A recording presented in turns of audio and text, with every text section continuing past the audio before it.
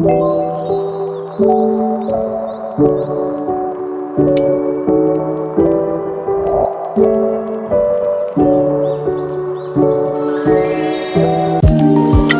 teman-teman, kami di sini dari kelompok 4 ingin mempresentasikan tentang sistem reproduksi wanita. Sistem reproduksi wanita dibagi menjadi dua kelompok. Yang pertama ada eksternal dan yang kedua ada internal. Di sini saya akan menjelaskan bagian eksternal dan Saya akan melanjutkan yaitu tentang eksternal.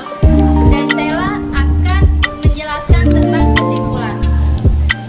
Di sini saya akan menjelaskan tentang sistem reproduksi pada wanita. Fungsi dari reproduksi wanita. Fungsi sistem reproduksi pada wanita meliputi menghasilkan ovum, menerima sperma, tempat yang kondusif untuk fertilisasi dan implantasi, serta tempat bagi pertumbuhan dan perkembangan bayi. Organ reproduksi wanita terdiri atas vulva, vagina, cervix, rahim, saluran telur, dan indung telur. Saat seorang anak wanita dilahirkan, organ reproduksi yang dimiliki sudah lengkap, tetapi fungsi reproduksi tidak akan berjalan sepenuhnya sebelum ia melewati masa pubertas.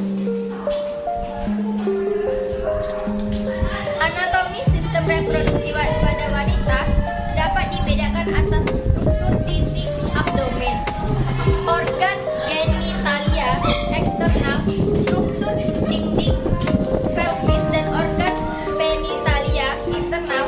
Struktur dinding pelvis terdiri dari struktur tulang yang meliputi os sacrum, os coccygeus, os pubis, os ischium, os ilium, dan struktur otot yang terdiri dari M. levator ani, M. coccygeus, M. obturator internus, dan M. piriformis.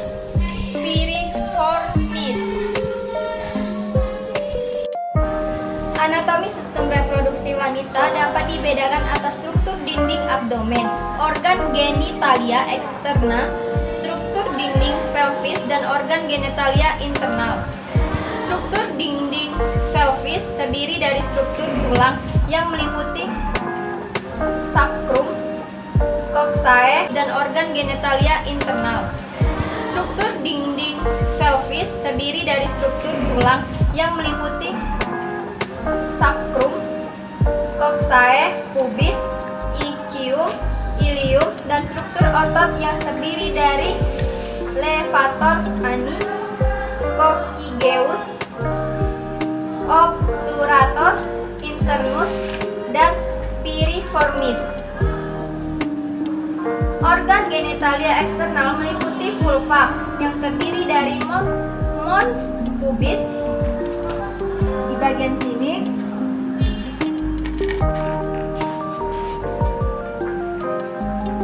labia mayor,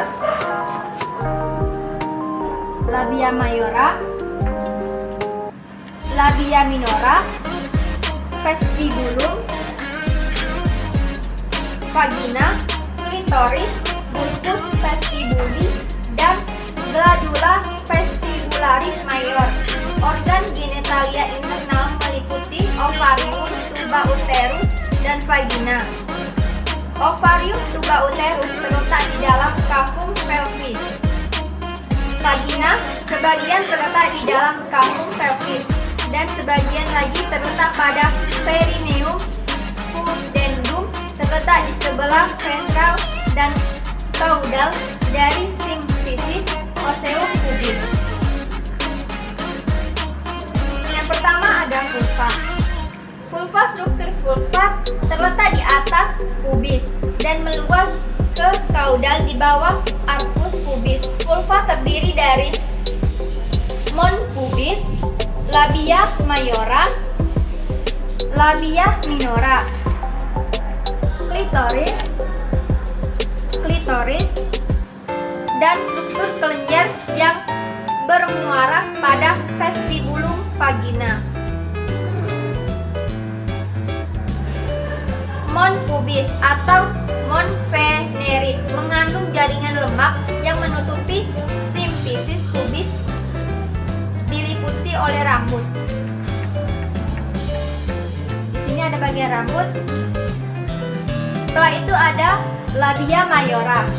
Di bagian sebelah kanan, pada bagian posterior dari mons pubis terdapat labia mayora yang juga terdiri dari jari labia mayora. Di bagian sebelah kanan, pada bagian posterior dari mons pubis terdapat labia mayora.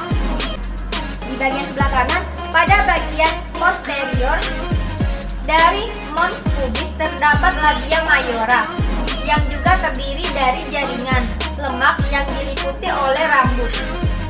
Labia mayora terbentuk tepi lateral dari vulva dan berukuran sepanjang 7-9 cm dan lebar 2-4 cm.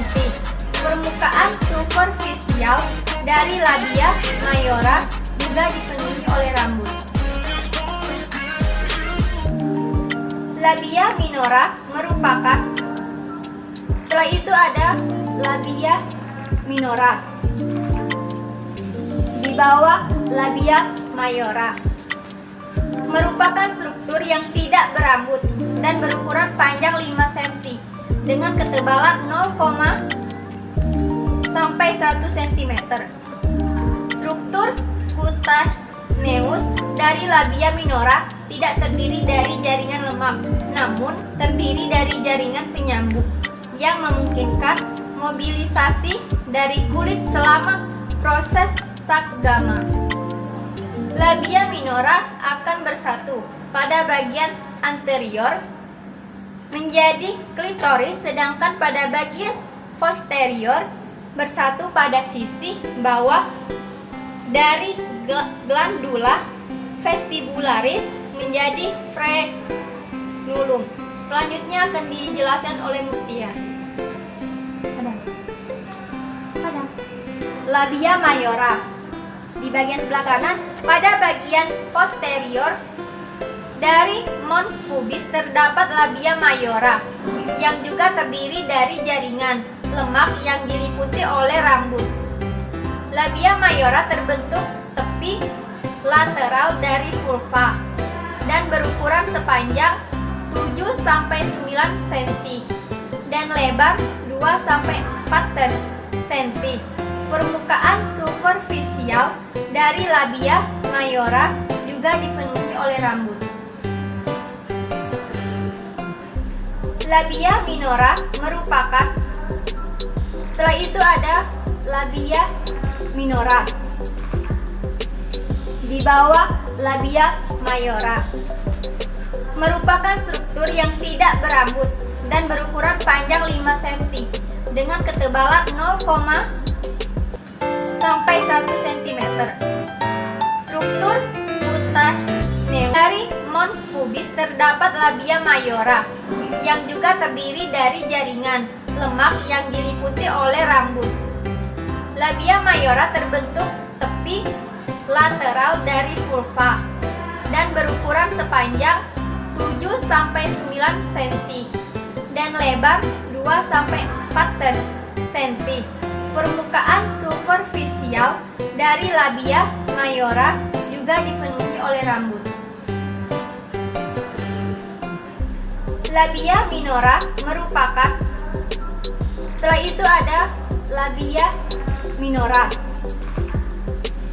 di bawah labia mayora, merupakan struktur yang tidak berambut dan berukuran panjang 5 cm dengan ketebalan 0, sampai 1 cm. Struktur cutaneus dari labia minora tidak terdiri dari jaringan lemak, namun terdiri dari jaringan penyambung yang memungkinkan mobilisasi dari kulit selama proses sakgama.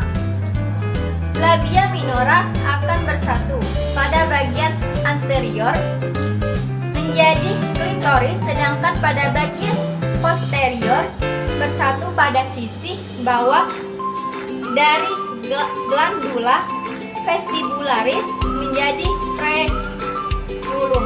Selanjutnya akan dijelaskan oleh Murtia.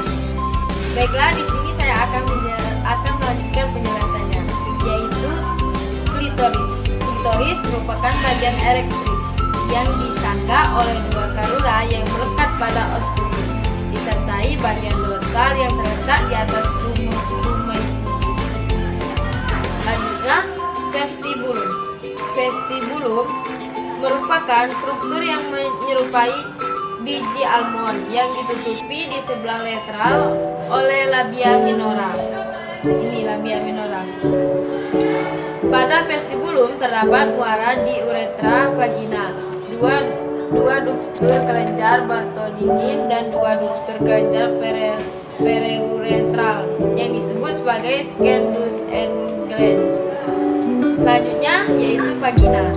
Vagina merupakan saluran komplusi yang menghubungkan vulva dan uterus. Jika dilakukan infeksi vagina melalui introductus vagina, maka dapat dilihat dinding anterior dan superior yang memiliki median ring yang disebut sebagai kolom anterior dan superior genitalia internal. Baiklah, di sini saya akan menjelaskan tentang sistem reproduksi wanita. Yang pertama yaitu ovum. Ovum ini adalah tempat penyimpanan sel-sel telur yang diselimuti oleh ovarium. Kemudian diambillah oleh fimbriae menuju ke tuba fallopi. Kemudian masuklah sperma dari vagina dan menuju ke tuba fallopi untuk menjemput sel telur yang ada di tuba fallopi ini.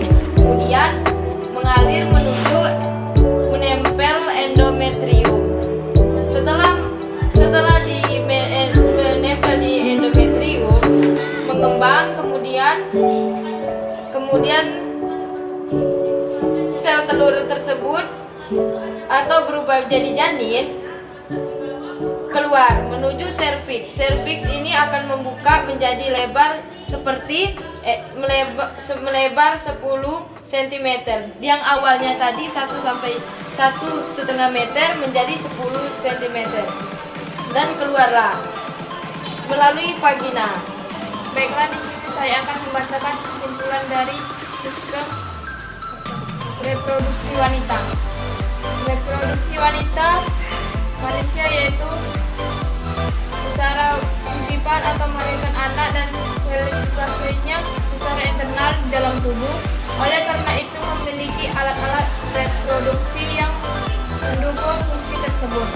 Alat-alat tersebut dibagi menjadi alat reproduksi bagian dalam dan alat reproduksi bagian luar yang masing-masing alat reproduksi tersebut telah disebutkan dan dijelaskan dalam makalah ini. Selain itu, dalam makalah ini juga membahas sedikit tentang proses terjadinya gametosis dan oogenesis. Maka kesimpulan akhir dari makalah ini adalah reproduksi bertujuan untuk mempertahankan jenisnya dan melestarikan jenis agar tidak punah. Baiklah, di sini kami telah menjelaskan tentang sistem reproduksi pada wanita. Bila ada salah kami mohon maaf dan bye-bye. Bye-bye.